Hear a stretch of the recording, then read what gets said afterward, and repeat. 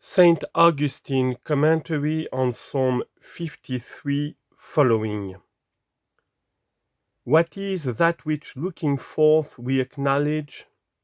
What is that which looking forth God acknowledges? What, because here he gives it, does he acknowledge? Hear what it is. That all have gone aside together useless they have become. There is not one that does good, there is not so much as one. What then is that other question, but the same whereof a little before I have made mention? If there is not one that does good, is not so much as one. No one remains to groan amid evil men. Stay, says the Lord, do not hastily give judgment. I have given to men to do well, but of me, he says, not of themselves. For of themselves evil they are. Sons of men they are, when they do evil. When well, my sons, for this thing God does, out of sons of men he makes sons of God. Because out of son of God he has made son of man. See what this participation is. There has been promised to us a participation of divinity. He lies that has promised, if he is not first made partaker of mortality. For the Son of God has been made partaker of mortality, in order that mortal man may be made partaker of divinity. He that has promised that his good is to be shared with you, first with you has shared your evil. He that to you has promised divinity shows in your love. Therefore take away that men are sons of God, there remains that they are sons of men. There is none that does good, is not so much as one. Shall not all know that work iniquity, that devour my people for the food of bread? Verse 5. There is therefore here a people of God that is being devoured.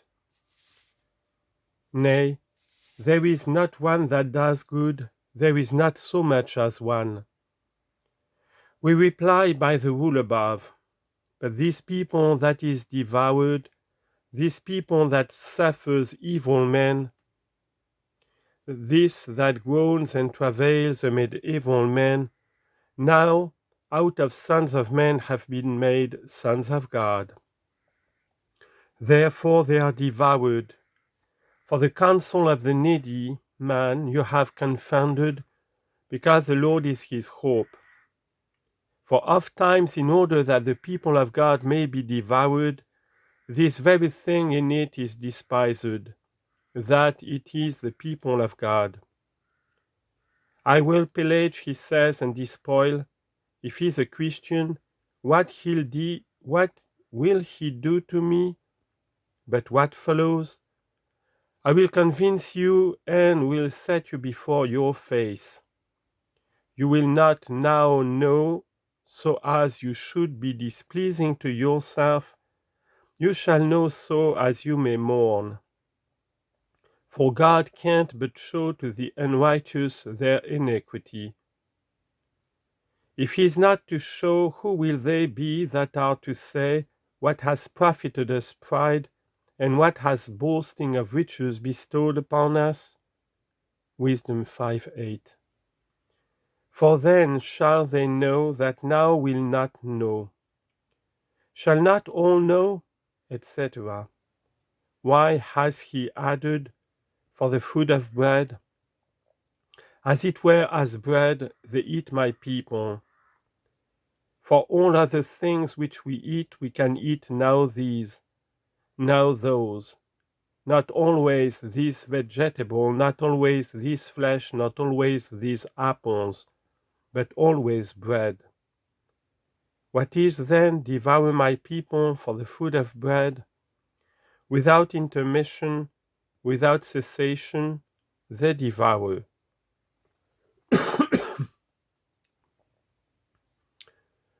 On God they have not called.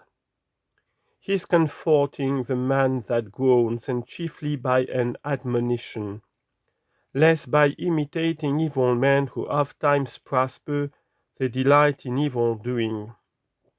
There is kept for you that which to you has been promised. Their hope is present, thine is future, but theirs is transient, thine sure. Theirs false, thine true. For they upon God have not called. Do not daily such men ask of God? They do not ask of God. Give heed, if I am able to say this by the aid of God himself. God gratuitously will have himself to be worshipped, gratuitously will have himself to be loved, that is, chastely to be loved, not himself to be loved for the reason that he gives anything besides himself, but because he gives himself. He then that calls upon God in order that he may be made rich, on God does not call. For upon that he calls which to himself he wills to come. But now you would have coffer full and conscience void. God fills not coffer, but breast. What do outward riches profit you, if inward need presses you? Therefore those men that for the sake of worldly comforts, that for the sake of earthly good things, that for the sake of present life and earthly felicity call upon God, do not call upon God. For this reason what follows concerning them, there have they feared with fear, where there was no fear. Verse 6. For is there fear if a man lose riches? There is no fear there, and yet in that case men are afraid. You have feared to give back money, and hast willed to lose fidelity. The martyrs took not away property of other persons, but even their own they despised, that they might not lose fidelity. And it was too little to lose money when they were proscribed. They took also their life when they suffered. They lost life, in order that unto everlasting life they might find it. Matthew 10:39. Therefore there they feared, where they ought to have been afraid. But they that of Christ have said he is not God have there feared where was not fear.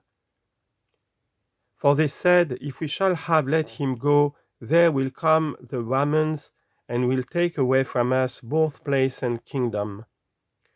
John 11:48. O folly and imprudence, saying in its heart, he is not God.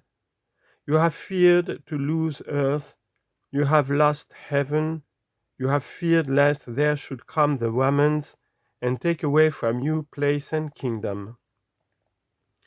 Could they take away from you God? What then remains? What but that thou confess that you have will to keep, and by keeping ill hast lost? For you have lost both place and nation by slaying Christ. For you did will rather to slay Christ than to lose place, and you have lost place and nation and Christ. In fearing they have slain Christ. But wherefore this? For God has scattered the bones of them that please men. Willing to please men, they feared to lose their place. But Christ himself, of whom they said he is not God, will rather to displease such men as they were, sons of men, not sons of God, he will rather to displease. Thence were scattered their bones, his bones no one has broken. They were confounded, for God has despised them. In very deed, brethren, as far as regards them, great confusion has come to them. In the place where they crucified the Lord, whom for this cause they crucified, that they might not lose both place and nation, the Jews are not. God therefore has despised them, and yet in despising he warned them to be converted. Let them now confess Christ and say, He is God, of whom they said, He is not God. Let them return to the inheritance of their fathers, to the inheritance of Abraham, of Isaac, and of Jacob. Let them possess with these very persons life eternal. Though they have lost life temporal. Wherefore this? Because out of sons of men have been made sons of God. For so long as they remain and will not, there is not one that does good, there is not so much as one. They were confounded, for God has despised them. And as though to these very persons he were turned, he says, Who shall give out of Zion salvation to Israel? Verse 7. O you fools, you revile, insult, buffet, besmear, with spittings, with thorns ye crown, upon the cross ye lift up, whom? Who shall give out of Zion salvation to Israel? Shall not that same of whom you have said he is not God, in God's turning away the captivity of his people? For there turns away the captivity of his people no one but he that has will to be a captive in your own hands. But what man shall understand this thing? Jacob shall exult, and Israel shall rejoice. Israel, the true Jacob and the true Israel, that younger to whom the elder was servant. Genesis 25:23. Shall himself exalt, for he shall himself understand.